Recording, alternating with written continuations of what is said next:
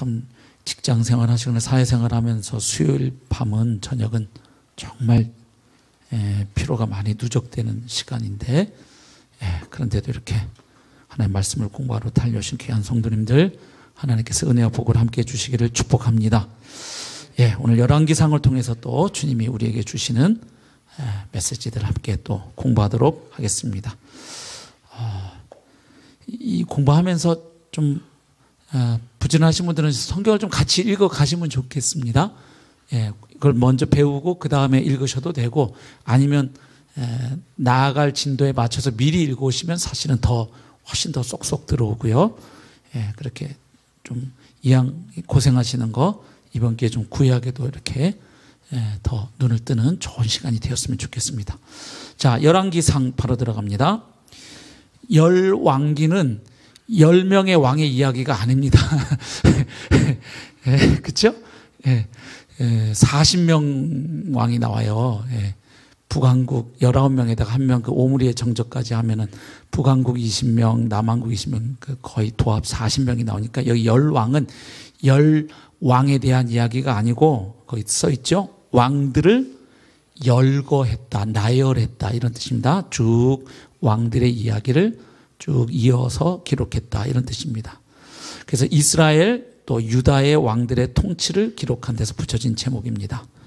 사무엘 상하처럼 열왕기 상하도 원래 히브리 성경으로는 한 권입니다. 한 권. 그냥 열왕기입니다.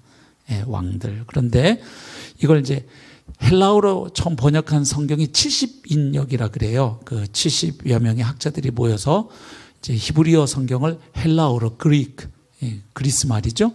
번역한 성경을 septuagint라 그러는데 이게 이제 문자에 따라서 그 분량이 달라지죠.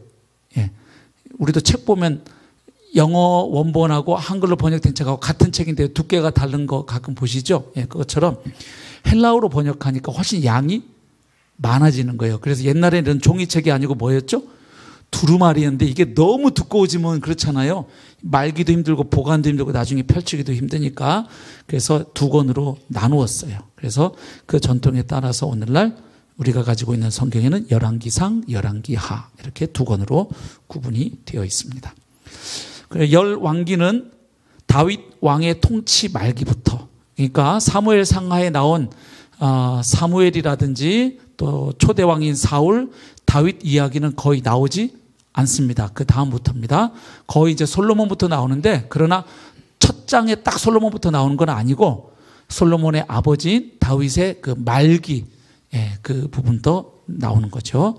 그래서 열왕기는 다윗 왕의 통치 말기부터 바벨론 포로기까지 왕정 시기의 이스라엘 역사를 다루고 있는데 대략 이런 내용입니다. 통일 왕국의 역사, 그 다음 그 왕국이 어떻게 남과 북으로 나누어지는지 분단되는지 그 분열 과정, 그리고 남과 북으로 나누어진 뒤에 분열된 뒤에 두 국가, 즉 북왕국은 남왕국은 뭐라고 지칭하죠? 유다. 남왕국은 유다. 이때 말하는 유다는 그 이스라엘 12지파의 유다가 아닙니다. 나라 이름으로서의 유다입니다. 남왕국 유다와 북왕국 이스라엘.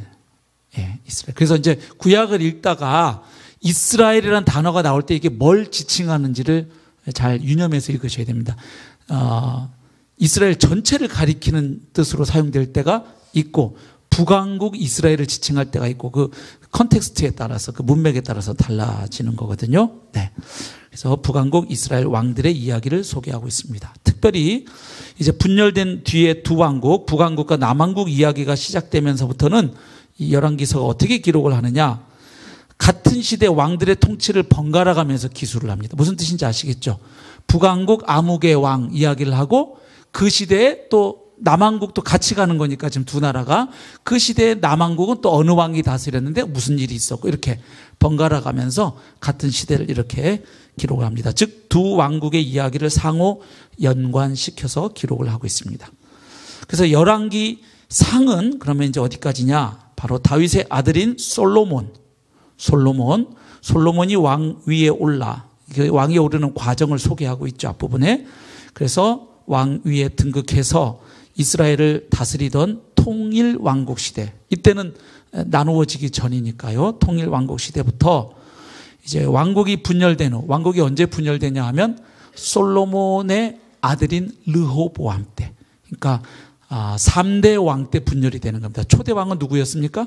사울. 2대 왕은 다윗. 3대 왕은 죄송해라, 솔로몬. 4대 왕이 르호보암. 4대 왕 때 분열이 되는 거예요. 죄송해요. 수정해 놓으세요. 4대 왕 르호보암 때 이제 왕국이 분열이 됩니다.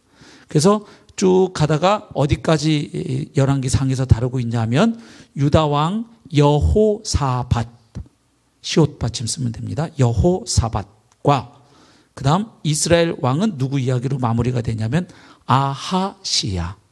예, 아카시아가 아니고 아하시야. 예, 예, 아카시아 그 꽃 잘 아시죠?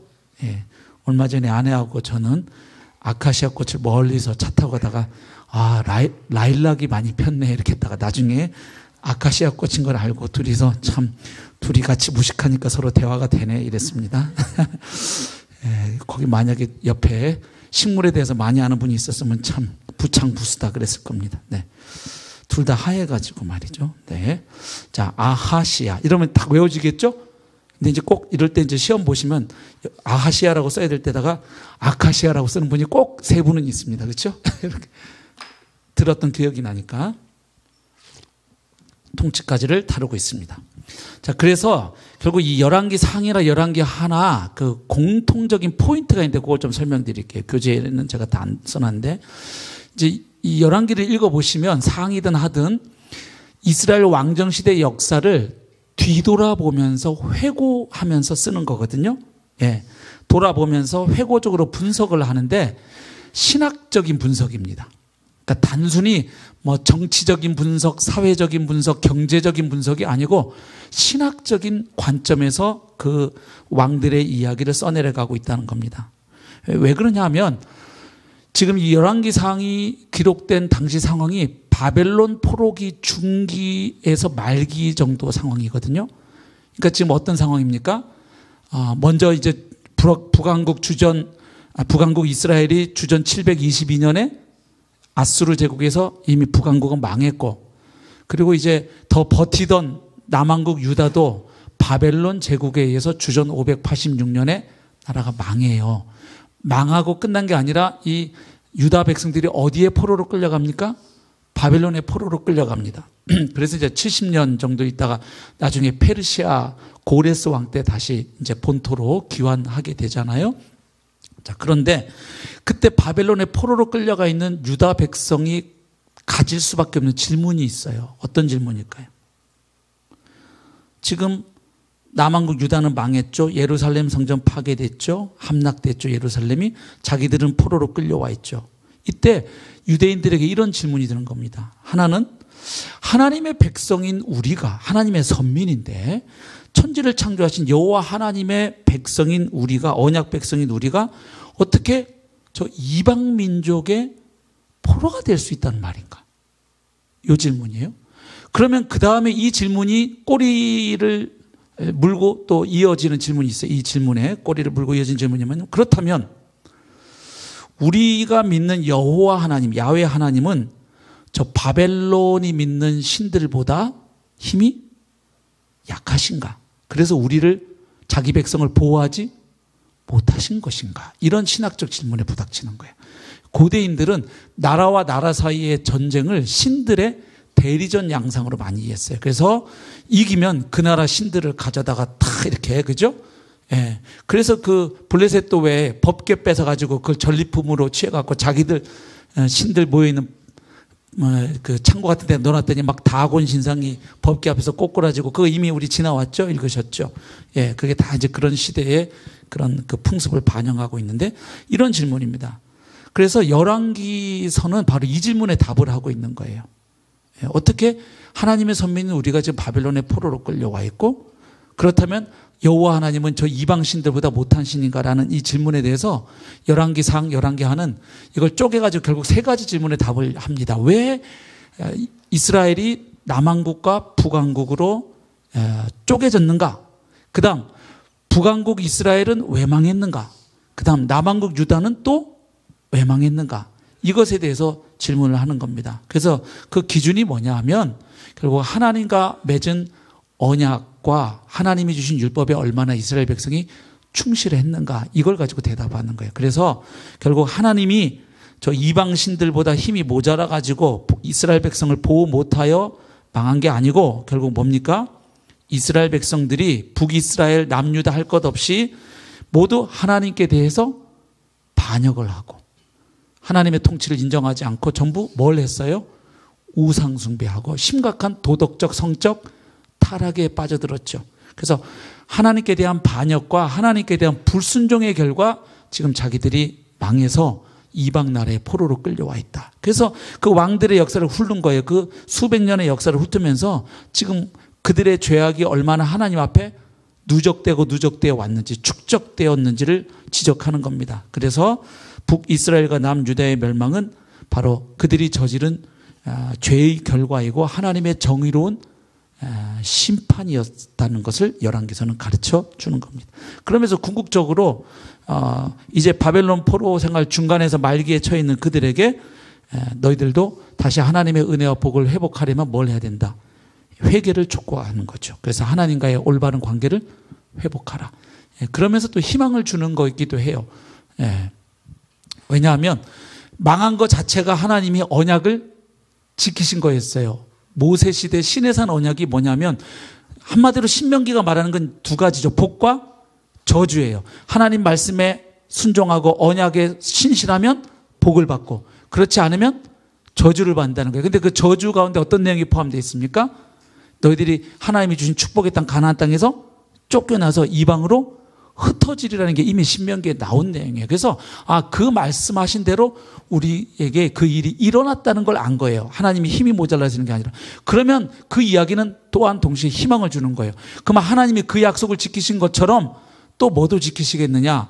다윗의 나라가 영원하리라 하는 그 다윗 언약 사무엘하 7장에 나오는, 그럼 그 약속도 그럼 하나님이 주신 약속이니까 그걸 지키시겠네. 그럼 비록 우리가 지금 망해서 바벨론에 이렇게 이방 나라의 포로로 끌려와 있지만 이것이 우리의 최종 결론은 아니다. 다시 하나님이 남은 자들을 통해서 일하시고 특별히 약속하신 메시아를 통해서 다시 하나님의 나라를 회복하신다 하는 그 희망도 동시에 주는 것이죠. 자, 이런 관점을 가지고 계시면 열왕기 상하가 그 복잡해 보이는 왕들의 이야기가 하나로 쭉 꿰어지면서 읽혀질 수 있습니다. 자, 열왕기 상의 개요를 봅니다. 이해하기 쉽게 그냥 두 부분으로 딱 쪼개는 방법이 있습니다. 먼저 1장부터 11장까지는 주로 솔로몬의 이야기인데 통일 왕국 시대 이야기입니다.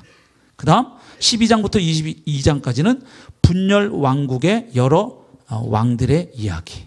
근데 끝까지는 아니죠. 그 나머지 이야기는 어디에 나올까요? 열왕기 하에 계속 이어지는 것입니다. 그 다음 세 단락으로 좀 나눠볼 수도 있습니다. 앞부분은 똑같아요. 1장부터 11장까지 솔로몬의 등극과 통일왕국 시대. 그런데 그 두 번째 부분 분열왕국의 여러 왕들의 이야기를 다시 두 부분으로 쪼갤 수 있는데 그 기준은 선지자 엘리야 이전과 이후로 이렇게 좀 나누어서 보기도 합니다. 왜냐하면 이제 선지자 엘리야가 나오면서부터는 바로 이 왕들이 하나님과 맺은 언약의 길에서 이탈하고 율법에서 멀어져 갈 때 그것을 지적하고 회개를 촉구하고 다시 돌아오라고 하는 그 선지자의 사역이 이제 굉장히 중요하게 부각이 되기 때문에 그렇습니다. 그래서 두 번째는 여로보암 1세 르호보암, 여기 지금 슬래시가 쳐져 있는데 그 이유를 아시겠죠? 여로보암 1세는 어느 지역의 왕입니까? 북왕국 이스라엘의 시조입니다. 그 다음 르호보암, 남왕국 유다의 왕, 그죠? 솔로몬의 아들이었죠. 그래서 이 시대부터 시작해가지고 북왕국의 아합, 아주 악명 높은 왕입니다. 북왕국에서 제일 아주 북왕국은 모든 왕들이 다 악했어요. 여호와 보시기에 19명 왕 중에 한 명도 착한 왕이 없어요. 열왕기서에서 보면 다 나쁜 놈들인데 나쁜 놈들끼리도 서열이 있는 거죠. 그래서 그 19명 중에 그래도 가장 악질 왕 그러면 두 명을 뽑는데 오므리하고 아합입니다. 아합. 그 아합의 부인이 누구였죠? 이세벨. 그죠? 그 북왕국의 아합하고 그 다음에 아사, 남왕국의 아사, 이 종교개혁을 했던 왕이죠. 비교적 선한 왕으로 나와 있는데 아사까지의 이스라엘과 유다 역사가 12장부터 16장. 그래서 이때는 선지자 엘리야가 활동하기 전 분열 왕국 시대입니다. 그 다음 세 번째 17장부터 22장은 북왕국의 아합과 남왕국의 아사에서부터 시작해가지고 북왕국의 아하시야 그리고 남왕국의 여호사밧 왕까지의 이스라엘과 유다 역사를 기록하고 있습니다. 그래서 이때는 엘리야와 또 그 밖에 다른 선지자들이 활동했던 시대입니다. 엘리사는 어디에 나올까요? 열왕기 하에 나옵니다. 자, 그 다음 이제 열왕기상 주요 내용들을 한번 쭉 스케치해 보겠습니다. 먼저 솔로몬의 즉위와 왕권 강화에 대한 내용을 살펴봅니다. 먼저 즉위 과정. 암논과 압살롬 다 다윗의 아들들이었죠? 네, 다 죽습니다. 암논과 압살롬이 죽은 후에 그러면 이제 다윗에게 남아있는 여러 아들들 중에 큰아들이 누구냐? 바로 핫깃의 아들인 아도니야가 큰아들입니다. 그러니까 이제 보통 왕위 계승 순위는 어떻게 되는 거예요? 그죠? 서열 순위죠? 예, 첫째 아들, 그죠? 예, 근데 첫째 아들이 이게 왕감이 아니면 뭐 둘째, 셋째로 넘어갈 수 있는데 어쨌든 기본적으로 우선순위는 그렇게 내려가잖아요. 그래서 아도니야였습니다. 그래서 이 아도니야가 자기가 이제 제일 큰 아들이니까 떡 줄 사람은 생각도 안 하는데 이제 본인이 이제 왕될 생각을 하는 겁니다. 그래서 제사장 아비아달하고 군대 장관, 요즘으로 하면 국방부 장관입니다. 요압하고 모의를 합니다. 그래가지고 이제 내가 바로 왕이다. 이렇게 왕으로 선포를 하고 잔치까지 다 열습니다. 근데 그 사이에 선지자 나단이 밧세바와 함께 누구를 설득하느냐? 다윗 왕을 설득합니다. 왜냐하면 다윗이 지금 모르고 있는 거예요. 나이 늙어가지고 이제 뒷부분에는 많이 이제 좀 여러 가지 흐려요, 다윗이. 그래서 가가지고 정보력도 그때는 많이 떨어졌던 것 같고 그래서 지금 아도니야가 자칭 왕이 되는데 왕은 지금 모르고 계시니 이거 어떻게 하면 좋냐 하면서 막 밧세바가 얘기하잖아요. 근데 이미 밧세바한테는 솔로몬을 왕으로 세우겠다고 다윗이 약조한 바가 있죠. 예, 근데 그 약속하셨는데 지금 벌써 아도니야가 왕이라고 저러고 있는데 이거 가만히 계실 거냐 막 이런 식으로 이제 밧세바 얘기하고 또 나단 선지자도 돕죠. 그래서 다윗을 설득해서 솔로몬을 왕으로 세웠고 그 결과 아도니야의 모의가 수포로 돌아가고 맙니다. 왕권 강화 부분 봅니다. 다윗이 죽은 뒤에 이 아도니야, 얘도 참 자주 나오죠? 아도니야는 밧세바를 통해 가지고 청탁을 합니다. 청탁. 다윗의 첩 아비색을 자기한테 달라 그러는 거예요. 그래가지고 이 부탁을 받은 밧세바가 누구한테 갑니까? 솔로몬한테 가죠. 자기 아들이니까. 솔로몬아, 저기 아도니야가 이런 부탁하던데 좀 웬만하면 들어주렴. 그러니까 솔로몬이 발끈하죠. 그냥 제 왕권도 내놓으라 그러시죠, 어머니. 저기 아도니야가 부탁하면 왕권도 나라도 내놓으라고 하시면 그것도 와서 저한테 그 부탁 받으시면 오실 거예요? 막 이런 식으로 이제 엄마한테 하죠. 그러면서 진노합니다. 왜냐하면 어쨌든 아비색은 누구의 여자입니까? 솔로몬 입장에서 자기 아버지 여자인데 그걸 달라고 하니까 뚜껑이 열린 거예요, 솔로몬이. 그래서 아도니야 편에 들었던 요압을 죽입니다. 그리고 모의에 가담했던 제사장 아비아달을 파면시켜버립니다. 아비아달. 그리고 자기 충복들로 이제 내각을 새롭게 구성을 합니다. 그리고 전에 다윗이 압살롬을 피해 달아날 때 그를 저주했던 사람이 있습니다. 누굽니까? 시므이입니다. 시므이. 근데 시므이가 막 다윗한테 독한 말로 막 욕할 때도 다윗이 거기에 반응하지 않습니다. 그냥 하나님이 저 사람 입을 통해서 말하게 하신다 그러고 그냥 참아요. 근데 다윗이 죽을 때에는 이제 딱 이제 나라를 안정시키기 위해서 다 유언을 솔로몬한테 하고 가죠. 근데 시므이도 죄 없다고 할 수는 없다. 이런 비슷한 말을 하죠. 확실히 정치인들은 단수가 높아요. 그게 무슨 말이에요? 내가 내 손으로는 안 쳤는데 아들아 너는 쳐야 된다. 안 그러면 네 왕권이 위태롭다. 이걸 정보를 아버지가 딱 주고 가는 거예요. 그래서 이 시므이를 치는데 솔로몬이 머리가 좋죠. 그냥 확 죽여버리면 이거 왕권 이게 탄압이다. 이거 무슨 독재 물러가라 막 이런 식으로 나올 거 아니에요. 솔로몬 독재 물러가라 이러려나? 다윗 독재 물러가라. 네. 그래서 그 제안을 하죠.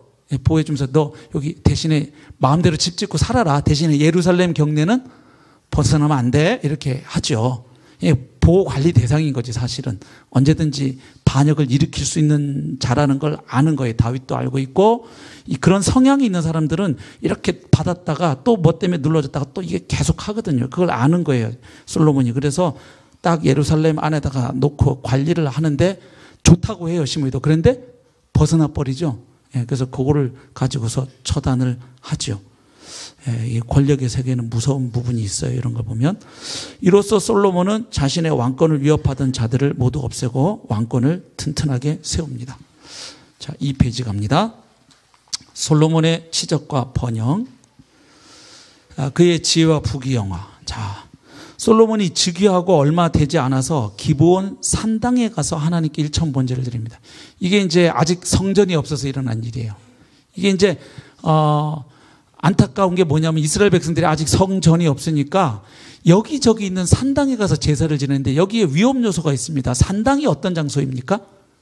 이 산 꼭대기에 이렇게 땅을 이렇게 만들어 가지고 하여튼 가장 높은 곳에 가야 신하고 이렇게 접선할 수 있다고 옛날 사람들은 생각했던 것 같아요. 그렇죠? 그래서 탑도 높이 쌓죠. 바벨탑도 그렇고 그 지구라트도 그렇고 하여튼 이렇게 높이 쌓는데 그 산 꼭대기에 신을 예배하는 장소들이 이제 산 꼭대기 쪽에 많이 있는데 그게 산당이에요.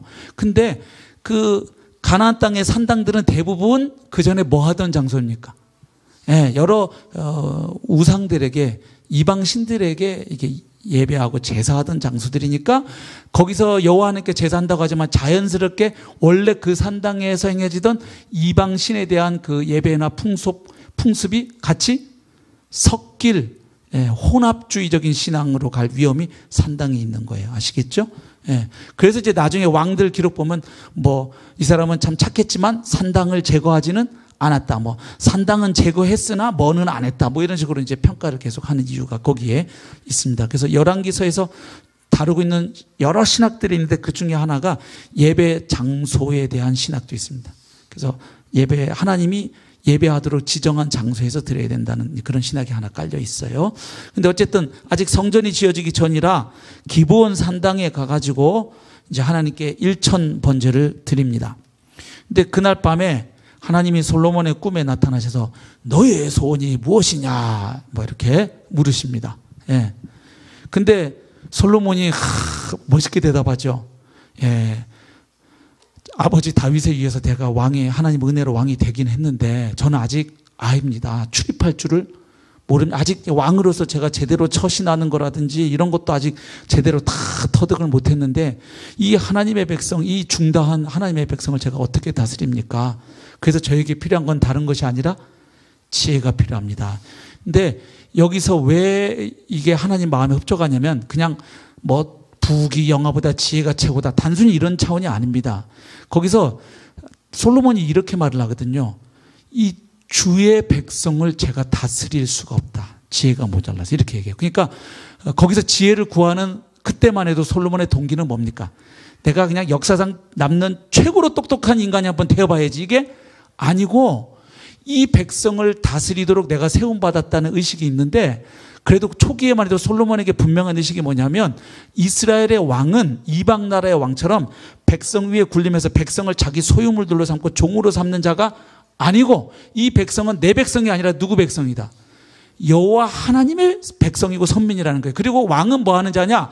하나님의 아들이 되어서 즉 하나님의 상속자가 되어서 하나님이 이스라엘의 왕이신데 그 왕이신 하나님이 인간 왕을 특별히 다윗의 후손들을 그 하나님의 아들 삼아서 즉 왕의 자리에 세워서 하나님의 백성을 다스리게 하는 자들이라는 걸 알고 있는 거예요.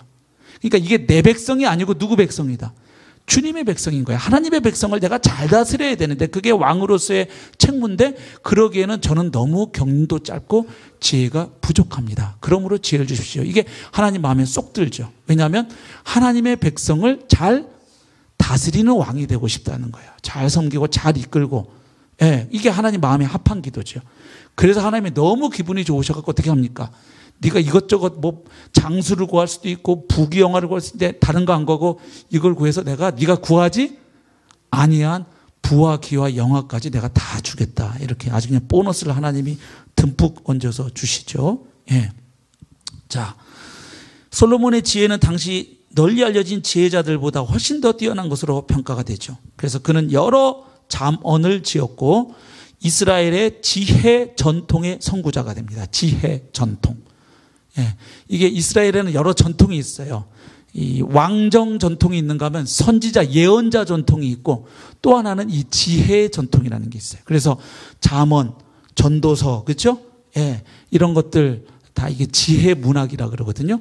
그러니까 어떤 것이 지혜냐, 인간이 어떻게 살아가는 것이 참 지혜자의 삶이냐, 뭐 여러 가지 얘기하죠. 가장 큰 원칙은 여호와 하나님을 경외하는 것이 지혜의 근본이고 그 토대 위에서 인간관계를 어떻게 하고 원수들과는 어떻게 하고 부하들은 어떻게 다스리고 왕들하고는 어떻게 관계 맺고 뭐 여러 가지 삶에서 맞닥뜨리는 재반 상황에 대해서 하나님의 언약 백성들이 어떻게 사는 것이 합당하고 타당하고 지혜로운지를 여러 가지 삶의 국면에 대해서 하나님의 관점에서 이야기하는 게 지혜 문학이고 지혜 전통이에요.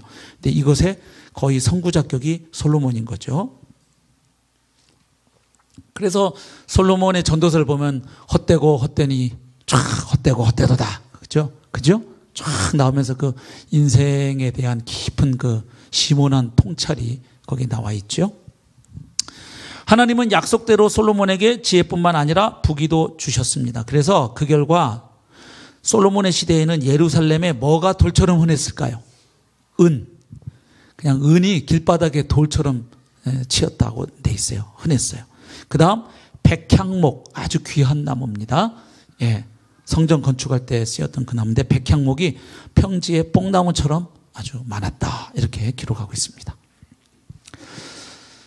그래서 여기까지만 보면 이스라엘의 전성기가 솔로몬 때로 보이는 거예요. 그런데 사실은 영적인 것까지 같이 고려해서 보면 이스라엘의 전성기는 다윗 시대입니다. 솔로몬 때는 더 막 경제적으로든지 여러 가지 군사적으로 외교적으로 부강했는데 그러나 솔로몬 뒷부분에 가면 나라가 이미 기웁니다. 그리고 하나님이 솔로몬한테 얘기해서 내가 너에게서 나라를 빼앗아서 네 신하에게 주겠다. 근데 내가 네 아버지 다윗을 봐갖고 내가 너 시대에는 안 하고 네 다음 아들 때 그렇게 한다. 이렇게 말씀하세요. 그러니까 하나님의 다윗을 얼마나 아꼈는지를 알 수 있는 거예요. 그러니까 솔로몬이 잘나서가 아니고 솔로몬은 그냥 지 아버지 덕에 그래도 자기 때는 그 꼴을 안 당했어요. 근데 딱 솔로몬에서 르호보암으로 넘어가니까 나라가 딱 두동강이 나가지고 열지파가 어디에 붙냐면 여로보암에게 붙어버려요. 그래서 그냥 남한국은 유다하고 베냐민 지파 아주 그냥 쬐끄만 그냥 아주 왜소한 나라로 찌그러져 버리죠. 예. 자, 그 다음 건축. 솔로몬은 두로왕 히람. 우리 교회 김하람 형제가 2명이 있는데 하람에서 하나를 빼세요. 그러면 됩니다. 히람. 이름 외워주시겠죠? 히람의 도움을 이런 거 시험 보실 일도 없는데 그렇죠? 예. 히람의 도움을 받아 성전을 7년, 성전 짓는데 7년, 그리고 나서 자기 왕궁, 자기 살집 짓는데 13년 걸립니다. 그래서 도합 20년 동안 건축 사업을 합니다. 아주 솔로몬의 중요한 업적, 치적 가운데 하나죠. 자, 그 두로 왕이 이렇게 도와준 거는 두로 왕의 누구를 굉장히 좋아했나요, 히람이? 솔로몬의 아버지인 다윗을 굉장히 좋아했습니다. 그래서 여차하면 사실은 다윗이 성전 짓는다 그러면 그때 도와줄 참인데 다윗은 성전을 지을 수 없다는 말씀을 들었죠. 하나님으로부터. 그래가지고 이제 솔로몬이 요청하니까 내가 네 아버지를 얼마나 좋아했는데 이러면서 그냥 막 아낌없이 막 인부도 보내주고 물자도 보내주고 막 하죠. 자, 성전 건축법입니다. 솔로몬은 아버지 다윗이 그토록 염원했던 성전을 짓습니다. 다윗은 비록 자신이 성전을 짓지는 못했지만 그 성전 지을 수 있는 준비는 철저히 다 해두었습니다. 그러니까 우리도 사역할 때 우리 시대에 다 하려고 그러지 말고 우리 시대에 하나님이 하게 허락해 주시거나 명하신 거나 하고 못다한 일들은 우리 다음 세대가 할 수 있도록 우리가 잘 준비하고 우리는 또 가면 될 줄을 믿습니다. 예. 내 시대에 다 하려고 하는 것은 아주 교만이고 독선이고 오만한 태도죠. 준비를 잘 해줄 필요가 있습니다. 다음 시대를 열어줄 책임이 앞시대 사람들에게 있는 것이죠. 자, 솔로몬은 다윗이 준비해 두었던 그 물자와 그 다음 아버지가 한 걸로 100% 또 짓는 건 아니에요. 자기가 또 새로 준비한 것들, 그리고 두로에서 실어온 백향목 등으로 7년에 걸쳐서 성전을 완공합니다. 이로 인해서 좋아진 점이 있습니다. 그동안 이곳저곳 여기저기서 제사 드리던, 아까 어디에서 드렸다 그랬어요? 산당, 그렇죠? 제사 드리던 이스라엘 사람들이 이제는 한 곳에 모여서 제사를 드릴 수 있게 되었습니다.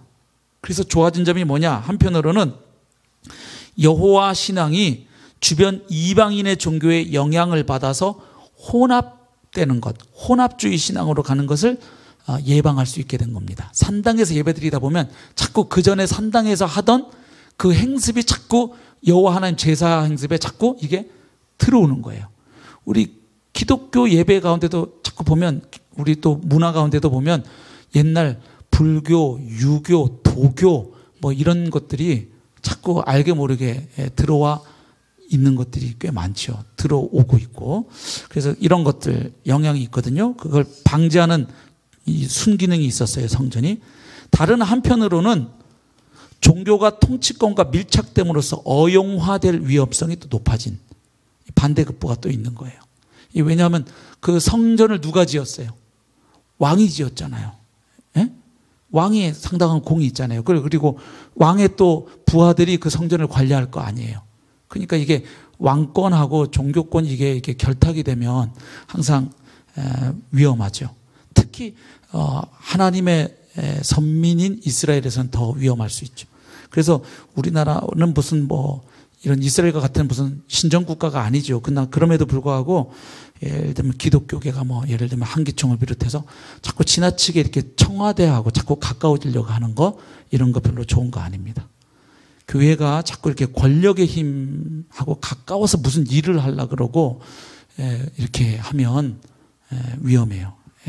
그렇게 되면 종교가 이제 그 기득권층에 서서 그 논리를 종교의 이름으로 이렇게 대변화되는 그런 종교로 전락해버릴 위험성이 상당히 있습니다.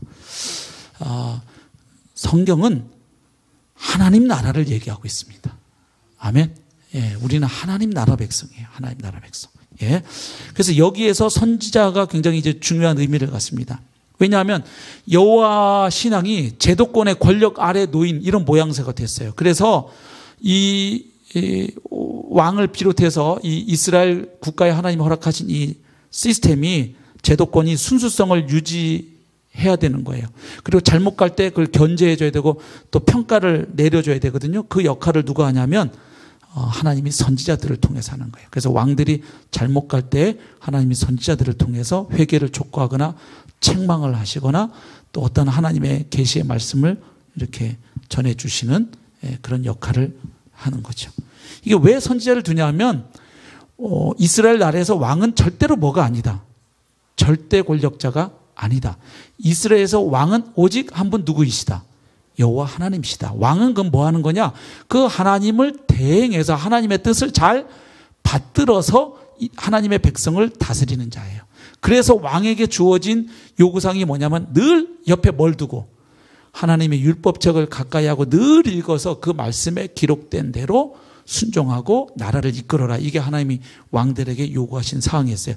근데 왕들이 국사에 바쁘고 또 자꾸 권력의 맛에 들고 권력으로 인한 또 쾌락, 향락에 빠지니까 말씀을 자꾸 안 읽는 거지. 그러면서 자기 생각대로 가니까 이제 그때 하나님이 선지자들을 통해서 어이 정신 차려, 계속 가면 망한다.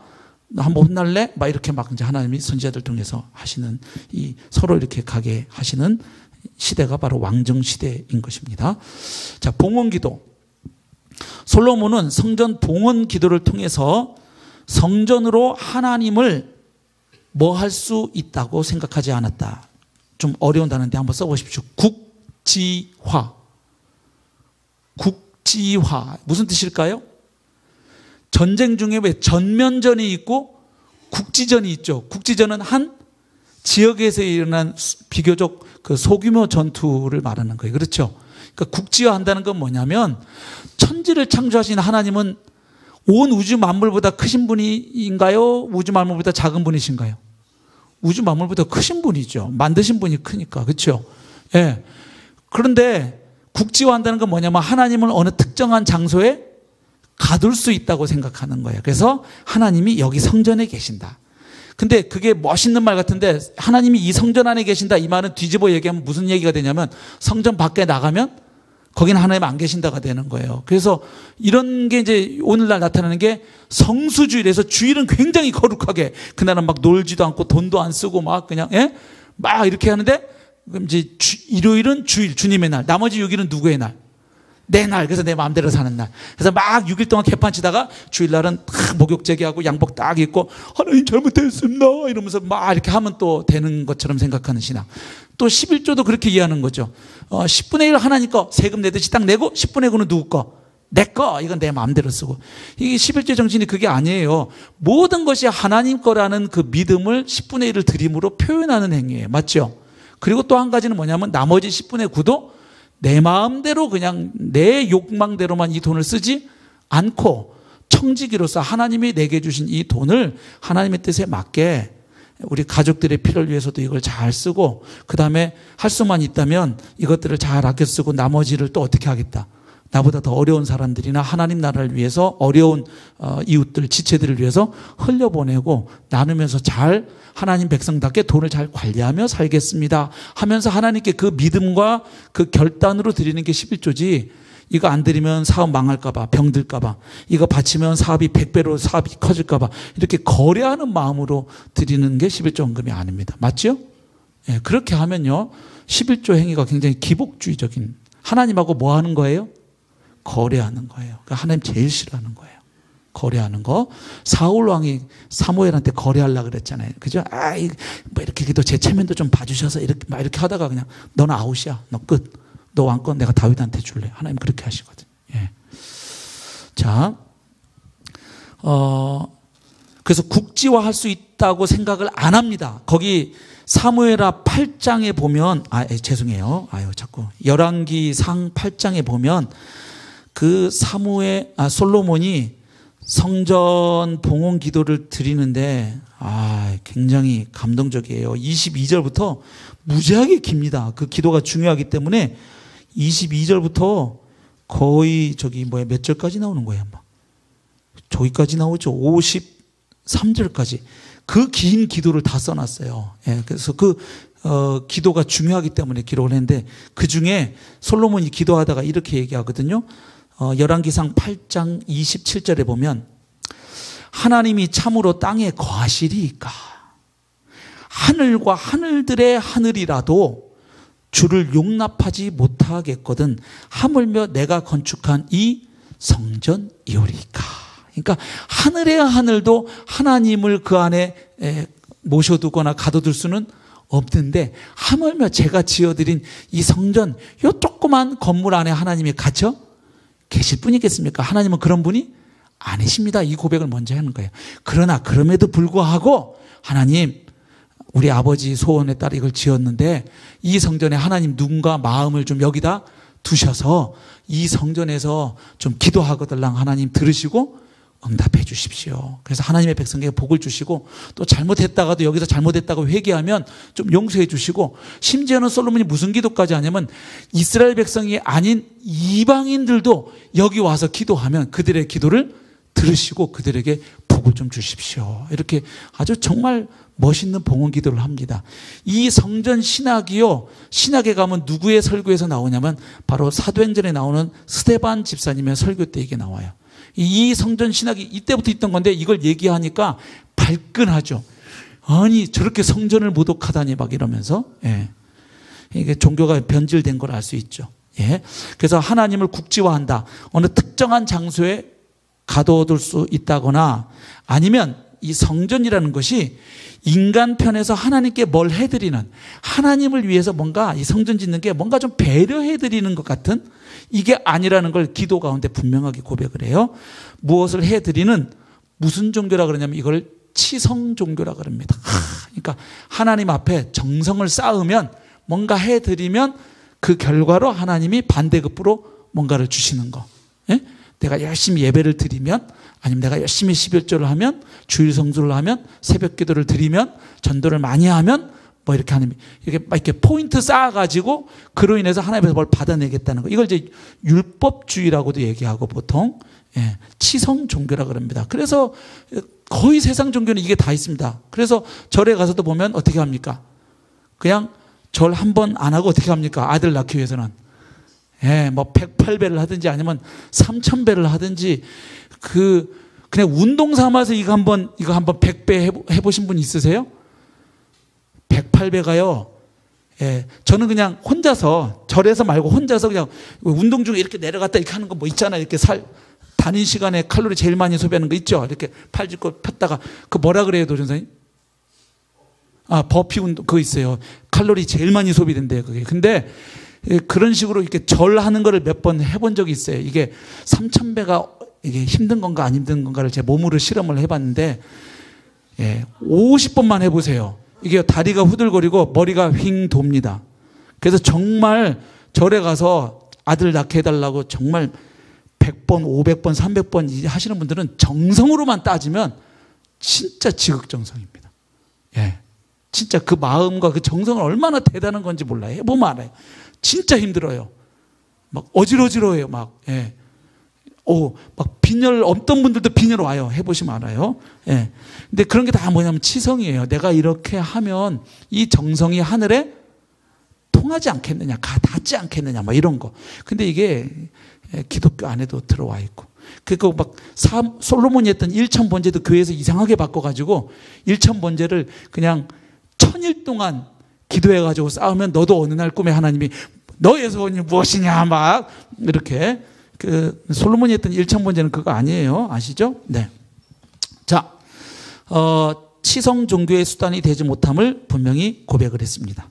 그러면 성전은 뭐냐? 오히려 성전은 그런 게 아니고 하나님 쪽에서 인간에게 접근을 허락하시는, 사실 하나님은 온 우주를 초월해 계시는 분이에요. 그 너머에 계시는 분이에요. 그러면서도 또 자기가 만드신 우주 안에 내재해 계시는 분이에요. 이게 하나님의 신비죠. 초월성과 내재성. 세상 종교의 신들은 양쪽으로 갈라져요. 예를 들면 힌두교나 불교 이쪽의 종교의 신은 내재 신론입니다. 그래서 그냥 이 안에 다 신이 있어요. 그래서 쥐도 신이고 고양이도 신이고 토끼도 신이고 이 의자에도 마이크에도 다 신들이 깃들어 있는 거예요. 그래서 인도에 가면 신이 3억 3천만 개의 신이 있거든요. 이름도 다 못 외웁니다. 죽을 때까지 신 이름 쓰다 보면 죽어요. 그 다음에 일본에, 요 가까운 나라 일본에 가면 신이 몇 개가 있을까요?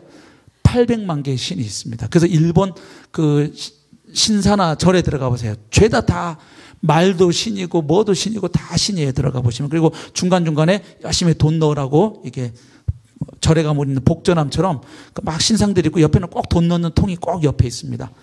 예. 그래서 혹시 관광 가셔서 보시면 얘네가 이렇게 우상숭배하는구나. 그 나라 문화를 이해하시는 건 좋은데 거기 돈에다가 동전 넣지 마세요. 네. 예. 자, 낮추심. 하나님 쪽에서 우리에게 와주신 거예요. 하나님이 어디 건물에 갇혀 계시는 분이 아닌데 니네가 이 장소에 와서 나를 찾고 예배하면 내가 너희를 만나 줄게. 여기서 기도하면 내가 응답해줘. 하나님 쪽에서 와주시는 게 성전이지 인간이 하나님에서 뭔가 해드리는 것이 아니다 이 말이에요. 허락하시는 낮추심의 배려이고 하나님이 인간을이 아니고 인간들 안에 거하시는 은혜의 수단입니다. 한마디로 말해서 성전으로 절대 하나님을 뭐 할 수 없다. 제한할 수 없다. 하나님의 응답. 하나님은 성전이 완공되자 그곳을 구름으로 가득 메우십니다. 이 구름은 많은 경우에 이 에피파니의 현상이에요. 에피파니는 신현, 하나님이 나타나는. 그래서 다니엘서 7장에 보면 인자 같은 이가 뭘 타고 오시는 걸로 되어 있어요.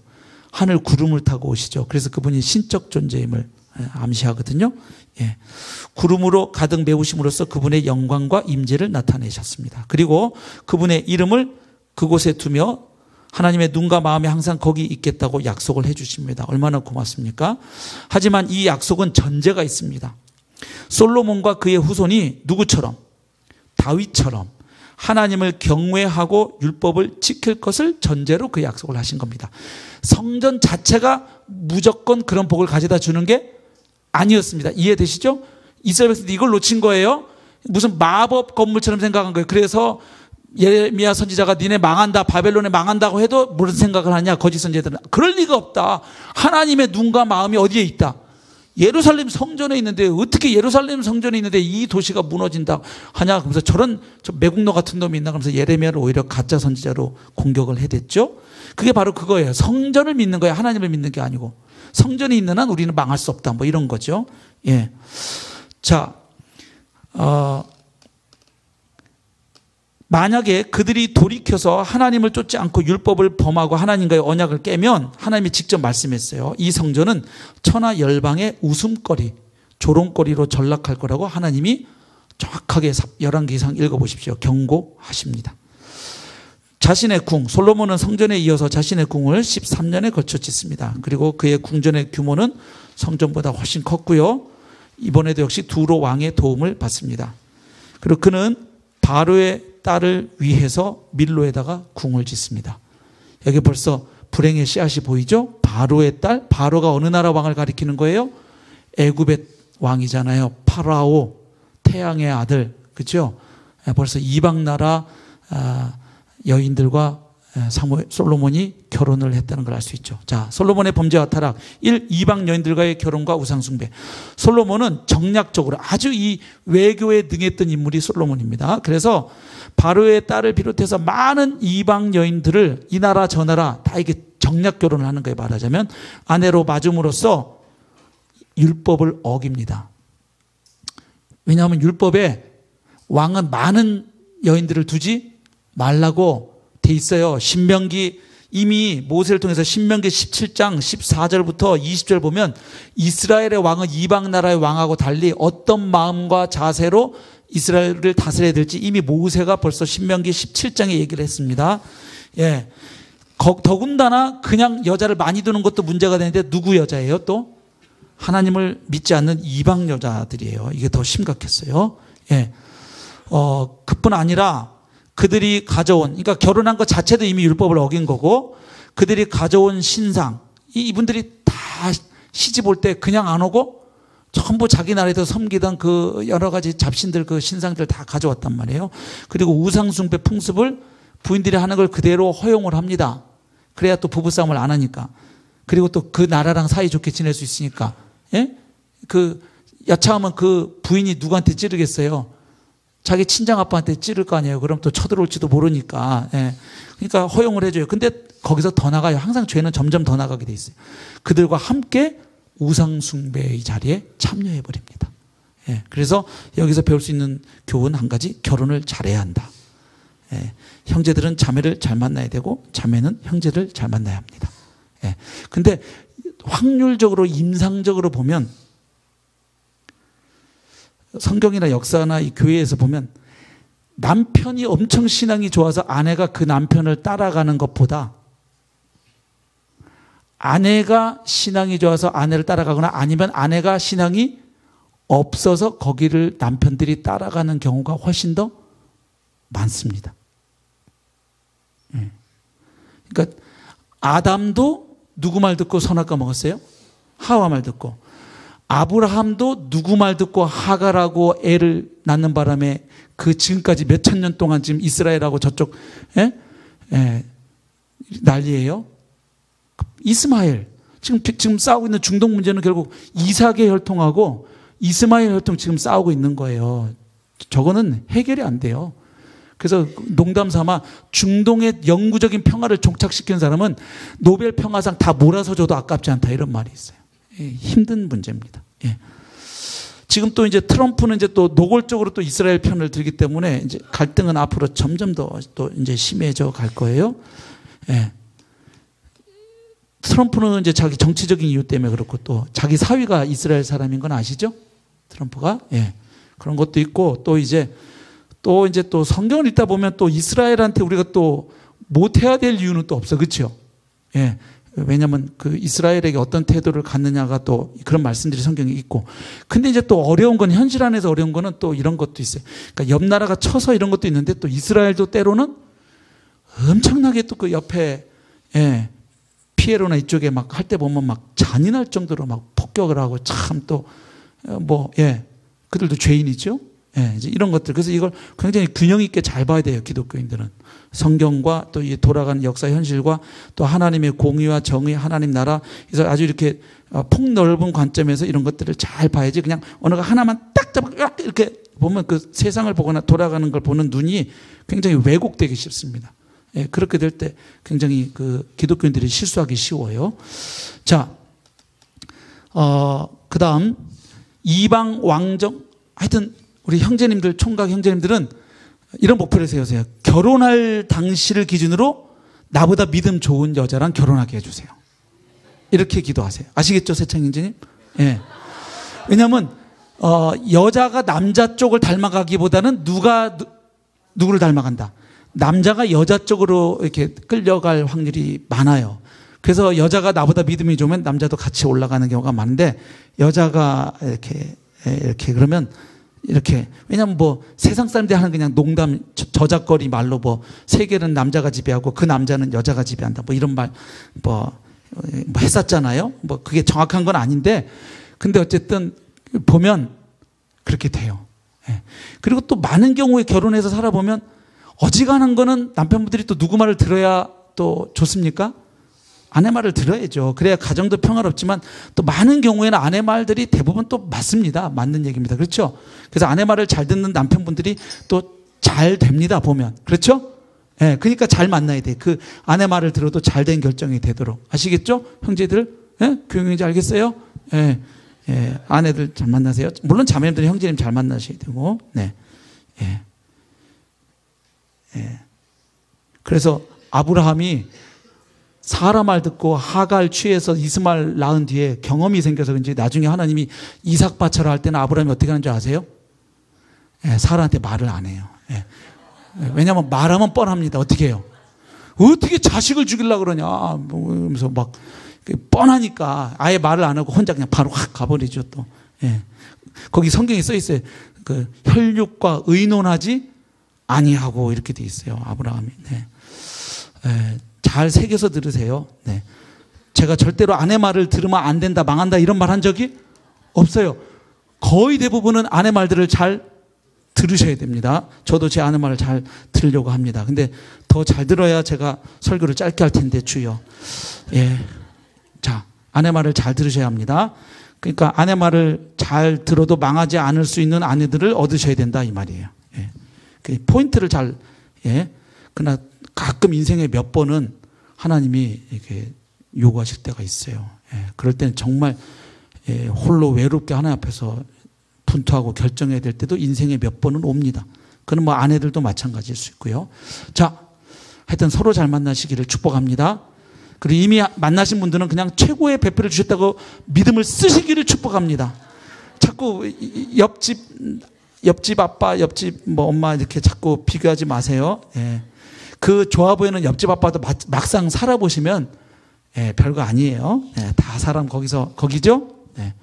그러니까 결혼 전에 눈을 크게 뜨고 일단 결혼했으면 눈 감고 사는 게 아주 지혜로운 삶의 태도인 줄로 믿습니다. 근데 거꾸로 해서 문제예요. 결혼 전에 눈 감고 아무 사람이랑 결혼하고 이제 결혼하고 나니까 속았다, 잘못했다, 저 사람이 더 좋은 사람이 있었는데 그때 뭐 이러면 안 된다는 거예요. 이방 왕정 체제를 답습함. 솔로몬은 또 말과 병거를 많이 뒀는데 이거 이미 잘못한 거예요. 이렇게 하지 말라 그랬어요. 하나님이. 신명기에도 나오고요. 사무엘에도 보면 그런 거 하나님이 암시를 하시는데, 왜냐하면 이렇게 되면 왕이 자기 권력을 자꾸 어떻게 해요? 자꾸 확대하려고 하는 쪽으로 가고, 그 다음에 하나님보다 누구를 의지해요? 자기 병력을 의지하기 때문에 하나님이 이스라엘 왕들은 그 짓 하지 말라 그랬어요. 이방 나라 왕들처럼. 근데 많이 뒀어요. 이는 신명기의 율법, 특별히 신명기 17장을 한번 시간이 없으니까 제가 찾아 읽진 않은데 메모해 놓으시고 한번 읽어보세요. 그러면 하나님이 왕정을 허락하실 때 어떤 마음이셨는지를 이해할 수 있습니다. 신명기 율법을 정면으로 어긴 것입니다.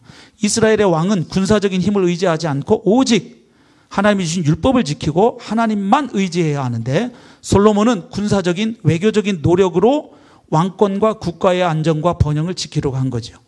그리고 이 과정에서 여러 실수를 해요. 가령 건축 사업을 도와줬잖아요. 누가? 두로왕 히람이 막 인력도 보내주고 막 백향목도 보내주고 막 아낌없이 내줬단 말이에요. 그게 얼마나 고마워요. 신세를 졌잖아요.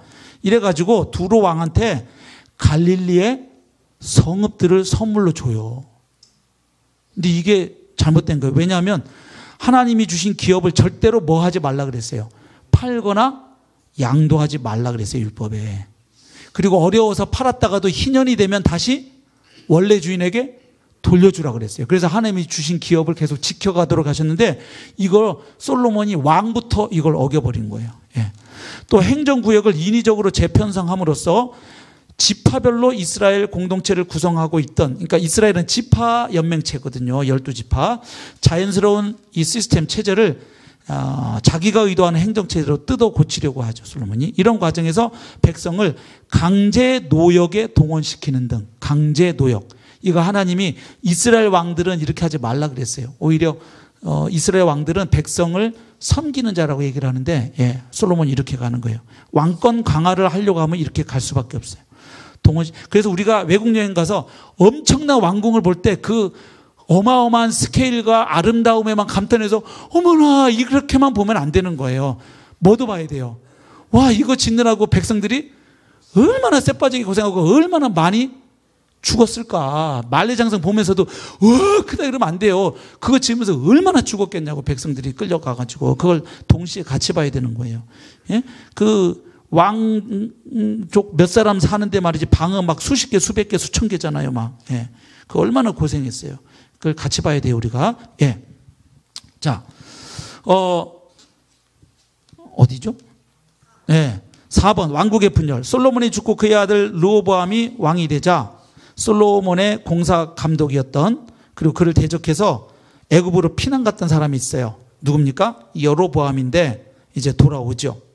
예, 솔로몬이 죽고 나니까 솔로몬에 대항해서 피해버린 거니까 솔로몬이 죽었다 그러니까 다시 온 거. 또 온 거는 그 전에 여로보암이 네가 왕이 된다는 예언을 선지자를 통해서 이미 들은 바가 있거든요. 다 그런 게 있으니까. 여로보암은 온 이스라엘과 함께 르호보암의 정책을 묻습니다. 이제 르호보암한테 폐하 전하께서는 앞으로 어떤 정책을 펴시려고 합니까? 근데 이때 이 질문을 받고 조금만 기다려라, 내가 며칠 후에 대답해 줄게 하고 르호보암이 두 자문 그룹에게 묻죠. 먼저 아버지 솔로몬 시대에 활동했던 나이가 좀 많고 경험이 풍부한 나이 드신 노인분들에게, 대신들에게 물으니까 어떻게 합니까? 폐하, 사실은 선대 왕께서 막 왕궁 짓고 성전 짓느라고 해야 될 일이긴 했는데 그거 하는 동안 백성들이 너무 많이 좀 고생하고 희생했습니다. 그러니까 이제 왕께서는 그 고생한 백성들을 좀 위로해 주시고 좀 세금도 감면해 주시고 뭐 좀 이게 지금 흐름상 필요합니다. 이렇게 했어요. 근데 이제 그다음에 르호보암이 누구한테? 자기 또래 젊은 애들 오렌지족한테 물어본 거예요. 그랬더니 안 된다. 그런 질문하는 것들이 싸가지 없는 것들이다. 그래서 어떻게 해야 된다? 이게 다 빠져서 그런 거다, 군기가. 그래서 그냥 아버지 때보다 당신은 세금도 더 뜯고 강제노동에 더 노력하고 아주 그냥 쪼여버려야 된다. 이렇게 한 거예요. 근데 여기서 이제 선택을 잘해야 되는데 르호보암이 누구 말을 들은 거예요? 오렌지족의 말을 듣고 이제 여로보암이랑 왔을 때 나 이렇게 할 거야. 그러니까 이제 백성들은 저놈이 왕으로 있으면 우리는 죽었구나. 그냥 아버지 솔로몬 때는 누굴 봐서 참아준 건데 그냥 다윗 왕 때문에, 다윗 왕이 이 성전 짓고 싶어 한 걸 아니까 그래서 막 이렇게 그냥 꼭 참고 그래도 열심히 한 거예요. 기쁨으로. 힘들지만. 근데 이제 앞으로 더 할 거야. 니네 더 해야 돼. 그러니까 확 뻗치는 거죠. 그래가지고 여로보암이 이거 어떻게 따라갈래? 니네? 그러니까 백성들이 마음이 다 아니죠? 그러니까 다윗의 집, 그놈들 꼴도 보기 싫어. 이렇게 된 거예요. 그래가지고 여로보암 쪽으로 열집파가 확 붙어버리는 거죠. 이래서 나라가 쪼개지는 겁니다.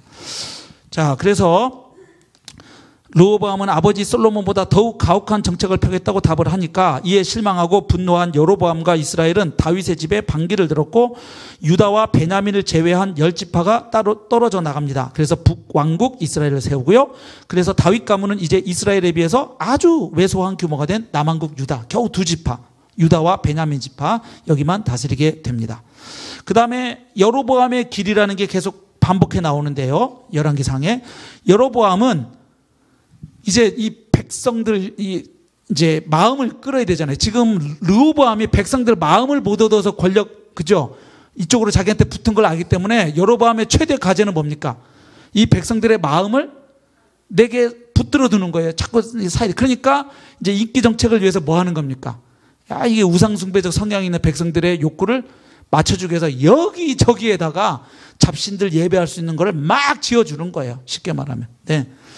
그래서 특별히 어디에 이 단을 세워줬냐면 베델과 단. 왜냐하면 이게 한 군데에 있으니까. 그리고 이제 이게 왜냐하면 나라가 쪼개졌잖아요. 지금 북왕국하고 남왕국으로. 그러니까 원래 예배하려면 어디를 가야 돼요? 예루살렘에 가야 되는데 예루살렘은 어디에 속해 있는 도시예요? 남왕국 유다니까 갈 수가 없잖아요. 그러니까 이제 이쪽에 해야 되는데 두 군데다가 딱 해주는 거예요. 아주 편의를 베풀어 주는 거죠, 백성들에게. 베델과 단에 금송아지 단을 세워서 아주 이스라엘 백성들이 편하게 가서 우상 숭배할 수 있도록 해줍니다. 그래서 그의 뒤를 이어서 모든 이스라엘 왕들이 이 단들을 없애질 않아요. 그리고 이 여로보암의 죄, 이 우상 숭배를 하게 한 이 죄에 동참을 합니다. 북왕국 이스라엘은 그래서 200여 년 동안 9왕조, 왕조가 계속 바뀌어요. 반역이 일어나서 19왕이 다스렸는데 이 중에 긍정적인 평가를 받은 왕은 한 명도 없습니다. 유다의 왕들은 그래도 가물에 콩나듯이 착한 왕들이 있었습니다. 예? 아사도 있고 뭐 히스기야도 있고, 그죠? 예. 근데 적어요. 유다도 역시 나쁜 왕들이 훨씬 많고. 그래도 어쨌든 거기는 조금씩 나오는데 북왕국은 한 명도 없었어요. 그들은 그래서 그걸 뭐라고 평가하냐면 모두 북왕국의 시조인 여로보암의 길로 행하였다. 이렇게 그 왕들의 생애를 이게 통치를 그렇게 요약을 합니다. 여호와 하나님을 바로 섬기지 못한 거죠. 자, 왕들에 대한 판단 기준. 열왕기서에서 이스라엘과 유다의 모든 왕들을 판단하는 기준이 되는 두 인물이 있는데 한 사람은 다윗과 또 한 사람은 여로보암입니다. 즉 다윗의 길을 갔느냐 여로보암의 길을 갔느냐, 그게 항상 기준인 거예요. 좀 더 구체적으로 말씀드리면 오경에 나오는, 오경 중에서도 특별히 신명기에 나오는 언약과 율법에 얼마나 신실했느냐, 그 왕이. 그걸 가지고 좋은 왕, 나쁜 왕을 가르는 거예요. 뭐 얼마나 건축을 많이 했느냐, 국민 GNP를 얼마나 올렸느냐, 예? 도로 사업을 얼마나 했느냐, 이게 아니고 철저하게 기준이 이겁니다. 즉 그걸 풀으면 이런 내용들을 가지고 왕들을 평가해요. 여호와 한 분께만 충성했는지, 이방신을 섬기지는 않았는지, 또 율법의 말씀을 잘 지켰는지, 하나님께서 정해주신 곳에서만 예배를 드렸는지, 또 성전에다가 우상을 들여놓지는 않았는지, 산당을 없앴는지, 또 하나님이 보내주신 선지자들의 말을 잘 듣고 청종했는지, 이런 걸 가지고 왕들을 평가합니다. 그래서 순종했을 때는 복을 받지만 불순종했을 때는 저주를 받는 게 바로 언약의 조건입니다. 그래서 이 성경에 나오는 언약을 맺었다 할 때, 언약을 맺으면 가장 기본적인 컨셉이 뭐냐면 관계 맺음이에요. 하나님과 언약을 맺는다 그러면 하나님과 특별한 관계를 맺는 거예요. 하나님이 이스라엘의 하나님이 되어주시고 그들은 하나님의 언약 백성이 되는 관계. 그래서 언약을 맺는 건 특별한 관계의 맺음이에요. 마치 결혼식장에서 신랑과 신부가 서약하고 혼인서약하고 정식 부부가 되는 것과 비슷합니다. 그래서 관계 맺음이고, 그 관계 맺음에 따라 붙는 게 뭐냐 하면 선물이 주어져요. 뭐 이스라엘 백성들 같으면 땅이 주어진다라든지 여러 가지. 그 다음에 또 하나가 조건 제시가 붙어요, 뒤에. 다시 말하면 너희들이 이 하나님의 언약에 충실하면 계속 이 복을 받게 되고, 어기면 이 주신 복을 빼앗기게 된다. 심지어는 니네들이 살았던 가나안 땅에서도 어떻게 된다? 쫓겨나게 된다. 이런 식으로 언약의 내용이 그렇게 기본적인 패턴이 있습니다. 자, 열왕기상 주요 구절 찾아서 다 밑줄 그으시면 나름 중요한 열왕기상의 신학들을 나타내는 구절들 제가 좀 뽑아 놓았습니다. 열왕기상과 그리스도, 솔로몬입니다. 솔로몬은 여러 면에서 그리스도에 대한 모형이 될 수 있습니다. 우선은 그의 전설적인 지혜, 솔로몬의 지혜는 정말 전설적이었죠. 우리를 위해 하나님에게로부터 난 지혜가 되시는 그리스도, 고린도전서 1장 30절에 나와 있는데 바로 그런 그리스도를 미리 가리킨다고 볼 수 있습니다. 또 솔로몬이 누렸던 명예와 부와 영광은 메시아 왕국 혹은 그리스도 왕국에서 왕으로 다스리고 통치하시는 그리스도를 미리 예표한다고 볼 수도 있습니다. 그리고 타락하기 전에 솔로몬이 펼쳤던 그 통치는 평화와 참 지식 그리고 예배의 시대를 가져왔거든요. 그런 것들이 또 메시아의 나라에서 다스리실 예수님과 일정 부분 겹치는 부분이 있다는 거예요. 하지만 솔로몬의 광휘에도 불구하고 인자 되신 예수님은 당신의 재림에 대해서 말씀하시면서 그 심판에 대해서 말씀하시면서 솔로몬보다 더 큰 이가 여기 있다. 바로 예수님 자신이 바로 그분임을 말씀을 하셨죠. 그리고 참고로 엘리야 선지자는 그리스도보다는 누구에 대한 모형일까요? 침례 요한에 대한 모형입니다.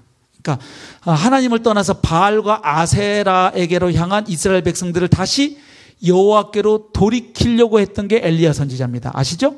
그것처럼 요한도 하나님의 이 백성들이 하나님이 보내신 누구에게로? 그리스도에게로 향하도록 그 길을 예비하는 자로서 자기는 광야에 외치는 자의 소리다. 그리고 나는 저분의 신들매를 풀기에도 감당치 못할 자다. 그래서 그는 흥하여야 하겠고 나는 쇠하여야 하리라. 이게 침례 요한인데 그래서 침례 요한을 엘리야라고도 예수님이 말씀하시죠. 바로 오리라고 예언되어 있던 엘리야가 문자적인 그 엘리야가 아니고 그 엘리야의 심정과 능력으로 백성들의 마음을 하나님께로 향하는 그 일을 바로 지금 요한이 내 앞에서 그 일을 하고 있다 이렇게 말씀하신 거죠. 요한에 대한 모형인데 그러나 엘리야도 한 부분은 예수님하고 연관이 있습니다. 그의 예언 사역. 예수님도 오셔서 결국 하나님 아버지의 뜻을 우리에게 전해주셨죠. 말씀 사역. 그리고 그가 일으킨 기적들은 그리스도의 생애의 여러 측면들에 대한 예표가 되기도 합니다. 자, 그래서 결국 열왕기 상하를 보면요, 결국 드러나는 게 뭐냐 하면 이스라엘 백성들은 결국 하나님과 맺은 언약에 신실하지 못했다는 게 구약의 결론입니다. 예. 그래서 복음을 바울이 어떻게 제시냐면 복음에는 하나님의 의가 나타나서 믿음으로 믿음에 이르게 한다 할 때 거기 복음에 나타나는 하나님의 의는 중요한 컨셉, 가장 메인 컨셉 하나가 뭐냐면 하나님은 자기가 하신 언약에 신실하심으로 하나님의 의를 나타내셨다 이 말이에요. 즉 이스라엘 백성들은 하나님에게 배신하고 우상숭배하고 떠나가고 배교의 길을 갔지만 그럼에도 불구하고 하나님은 자기 백성과 맺은 언약에 끝까지 충실하셔서 그 약속에 충실하신 결과 무엇을 행하셨느냐? 약속하신 메시아 자기 아들을 보내셔서 그분을 통해서 온 천하 만민들을 구원하셨다는 게 복음이에요. 할렐루야. 예. 그래서 하나님의 언약적인 신실하심 얘기하거든요. 그리고 9장과 11장에서는 하나님은 또 한 번 하신 언약을 끝까지 신실하시기 때문에 이스라엘 백성들이 복음을 거부해서 지금 저 고생을 하고 이방인들이 복음 받아들이고 있지만 그러나 하나님은 한 번 하신 언약을 또 끝까지 신실하시기 때문에 문자적인 의미에서 이스라엘이 아니다 그 얘기하죠. 혈통적 유대인이 유대인이 아니고 할례가 육신의 할례가 아니라 진짜 이면의 할례다 그 얘기를 하죠. 그래서 복음 안에서 유대인과 이방인이 동등하다는 얘기를 계속 강조해요. 유대인이나 헬라인이나 죄 아래에 있다. 유대인이건 헬라인이건 간에 다 자기 행위에 따라 심판받는다. 유대인과 이방인의 동등성도 로마서에서 굉장히 강조하죠. 그게 한 축이라면 그럼에도 불구하고 바울이 놓치지 않는 게 뭐냐면 먼저는 유대인에게요 또한 헬라인에게로 돼요. 그래서 앞에서 그 얘기 해놓고 앞부분은 유대인이나 이방인이나 동등하다는 얘기를 유대인도 이방인도 똑같이 예수 그리스도를 믿음으로 하나님의 언약 백성이 될 수 있다. 이신칭의를 그 관점에서 얘기를 해요. 그래놓고 9장부터 11장 가서는 그러면 육신의 혈통인 이스라엘 백성들은 그러면 어떻게 되는 거야? 그럼 하나님은 버린 거야? 그 사람들은? 그건 아니다. 분명히 하나님은 또 그 약속도 신실하셔서 마침내 자기 백성을 다시 그들이 집단적으로 전체적으로 회개하고 주님께 돌아와 회복될 날이 있다라는 게 또 9장부터 11장이에요. 그래서 로마서도 이게 균형 있게 잘 봐야 돼요. 근데 학자들 보면 어느 한쪽에 쏠려요. 이쪽에 쏠리는 학자들이 있고 이쪽 유대인이나 이방인이나 똑같다는 걸 얘기하는 게 로마서다 이렇게. 근데 로마서는 바울은 두 가지를 다 얘기해요. 그래서 정확하게 표현한 거예요.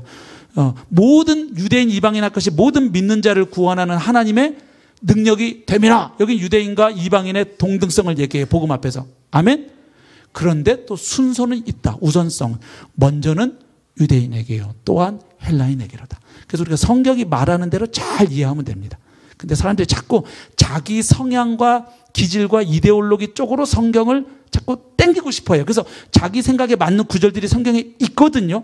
그걸 자꾸 이렇게 땡기는 성향이 있는데 우리는 내 생각을 자꾸 내려놓고 성경이 말씀하는 대로 자꾸 따라가면 우리 생각들이 수정되고 보완되고 종합되게 돼 있어요. 우리가 계속 하나님의 말씀을 더 알아갈수록 더 온전한 신앙으로 나아갈 수 있기를 축복합니다. 기도하겠습니다.